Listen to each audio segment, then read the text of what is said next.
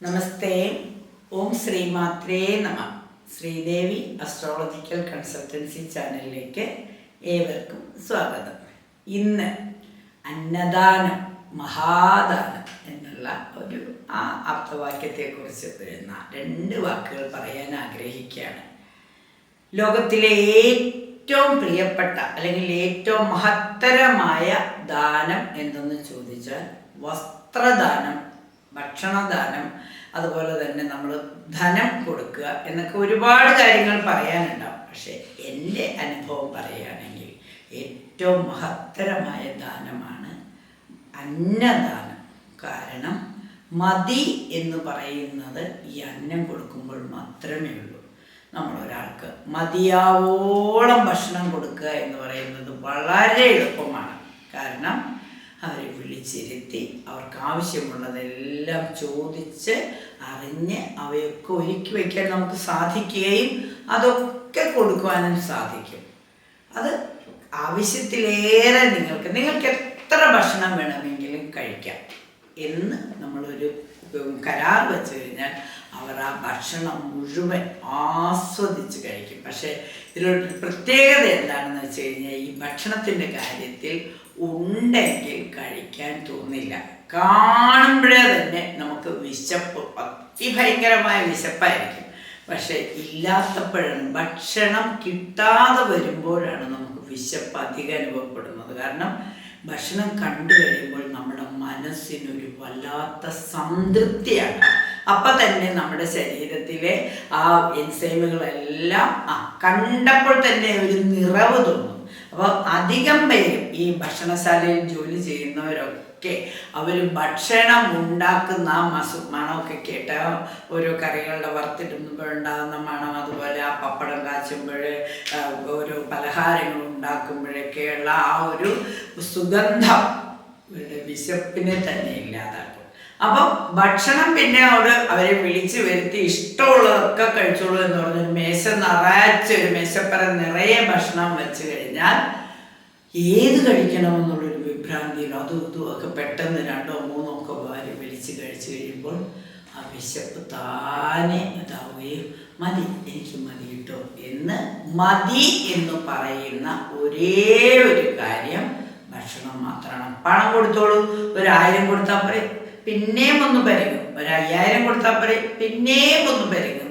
അതായത് പണത്തിനോടുള്ള ആർത്തി ആർക്കും ഒരിക്കലും കുറയില്ല. മതി എന്ന് പറയുന്നത് ഇത് മാത്രമാണ്. അതുപോലെ തന്നെ നമ്മൾ ഒരാൾക്ക് ഒരു ഇഷ്ടപ്പെട്ട ഒരു കാര്യം എന്ത് തന്നെ ആയിക്കോട്ടെ, എന്ത് സാധനം കൊടുത്താലും, ഇപ്പം നമ്മളൊരു നല്ലൊരു സംഭാഷണം കേട്ടാൽ പിന്നെയും കുറച്ചും കൂടെ കേൾക്കണമെന്ന് തോന്നും. അല്ലെങ്കിൽ നമ്മളൊരു പാട്ട് കേട്ടപ്പോൾ ഒരു പാട്ടും കൂടെ കേൾക്കാമായിരുന്നു, അല്ലെങ്കിൽ ഒന്നും കൂടി ചെയ്യാമായിരുന്നു എന്നിങ്ങനെ തോന്നുന്നത് എന്ത് കാര്യത്തിനും മതി വരും. പക്ഷേ അന്നത്തിൻ്റെ കാര്യത്തിൽ മതി നമുക്ക് വേണ്ട എന്ന് തോന്നിയാൽ വേണ്ട, നിറഞ്ഞു എന്ന് തോന്നിയാൽ അത് നിറവ് തന്നെയാണ്.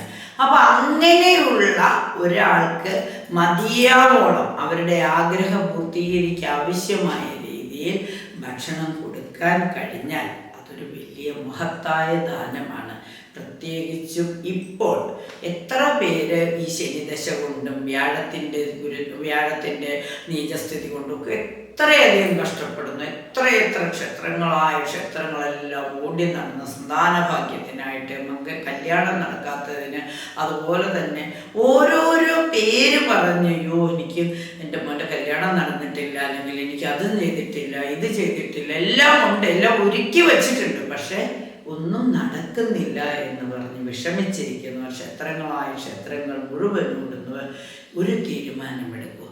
ഇന്ന് ഞാൻ വിഷമിക്കുന്നത് എനിക്കെല്ലാം ഉണ്ടായിട്ടും ഞാൻ ആഗ്രഹിക്കുന്നത് കിട്ടാത്തത് കൊണ്ടാണ്. അതായത് എൻ്റെ കുഞ്ഞിന്, എനിക്കെല്ലാം ഉണ്ടായി പക്ഷെ എൻ്റെ കുഞ്ഞിനൊരു നല്ല കല്യാണം വന്നില്ല, അല്ലെങ്കിൽ എനിക്ക് ഒരു നല്ല ജോലി കിട്ടിയില്ല. അങ്ങനെ ഓരോരോ കാര്യങ്ങൾ ഓരോരുത്തർക്കും എനിക്ക്, എൻ്റെ എന്ന് പറയുന്നത് പോലെ വിശന്ന് വലഞ്ഞ് ആരോരുമില്ലാതെ വഴിയോരങ്ങളിലും മറ്റ് അനാഥാശ്രമങ്ങളിലുമൊക്കെ കഴിയുന്ന എത്രയോ ദരിദ്രരുണ്ട്.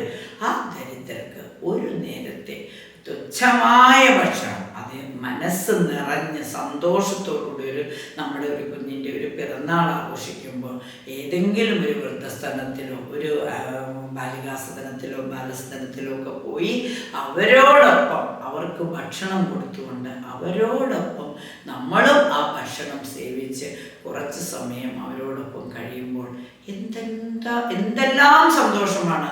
ഒരു വലിയ സദ്യ കഴിക്കുന്നതിനേക്കാൾ ഭേദം സദ്യ കഴിച്ച് കുറ്റം പറഞ്ഞു പോയിട്ട് അത് കുറവായിരുന്നു ഇത് കുറവായിരുന്നു എന്നുള്ള ആ പരാതികളേക്കാൾ എത്രയോ ഭേദമാണ് വൃദ്ധജനങ്ങൾക്ക് ഒരു നേരത്തെ ഭക്ഷണം ആഗ്രഹിക്കുന്നവർക്ക് ഭക്ഷണം കൊടുക്കുന്നത്.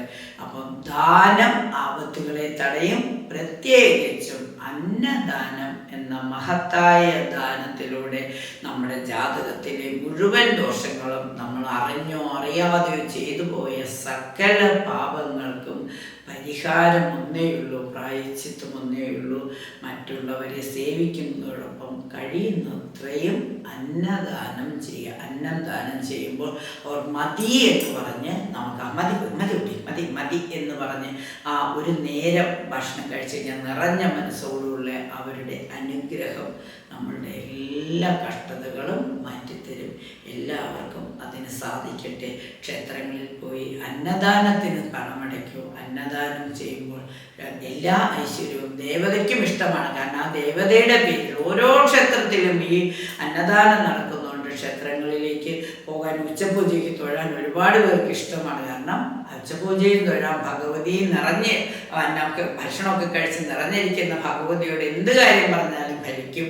പിന്നെ നമുക്കും ആ അമ്മയുടെ ഭക്ഷണത്തിൻ്റെ ഒരു ഭാഗം നമുക്കും കിട്ടും എന്ന സന്തോഷത്തോടുകൂടി ക്ഷേത്രങ്ങളിൽ പോകുന്ന ഒരുപാട് പേരെ എനിക്കറിയാം. തീർച്ചയായിട്ടും അന്നദാനത്തിനായി പണം ചിലവഴിക്കൂ.